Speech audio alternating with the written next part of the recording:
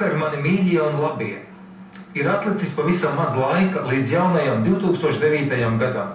Šādos brīžos ir ierasts atskatīties atpakaļ, izvērtēt iegūmus un zaudējumus, un tikai tad spērt soli pretī jaunajam un nezināmajam. Mēs visi kopā esam aizvadījuši sarežģītu gadu, esam klupuši un krituši, kašķējušies un sūkstījušies. Mēdz teikt, kas bijis, es teikšu citādāk, kas bijis, devis mums iespēju paskatīties uz sevi no malas un iegūt atziņas, kas noderēs nākamajā gadā. Mums ir dota iespēja ieklausīties savā, kā es teiktu, iekšējā efektologā, lai saprastu, no kā varam atteikties un bez kā nevaram iztikt, kam ir nozīme un kas ir mazsvarīgs. Pāri visam, protams, vienmēr būs vēlme kļūt labākiem un uzlabot pasauli, tāpat kā mīlēt un būt kopā ar saviem tuvākajiem. To es kā efektologs pavisam droši jums saku. Mīlēt nozīmē būt vairāk, labāk un ilgāk, jo laimīgie laiku neskaita. Tam domāts pulkstenis, kas mums vajadzīgs, lai netērētu laiku velti, lai nestāvētu bezjēdzīgās rindās, lai velti nemeklētu stāvvietu mašīnai, lai netērētu laiku savstarpējos strīdos un pārmetumos.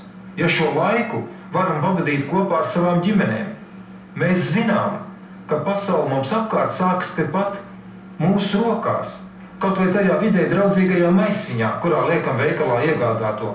Un mēs zinām, ka mēs varam kļūt labāki, pat tad, ja tas kaut ko maksā. Toties mūsu bērni dzīvos labākā pasaulē. Šovakar uz brīdi noliksim malā rūpes un bailes no nākamā gada.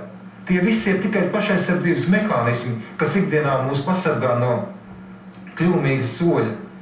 Baidoties riskēt, mēs nemainīsimies. Un nemainoties, nav iespējams kļūt labākam. Paskatīsimies pāri šīm bailēm un ieraudzīsim un satversim savu izdevību.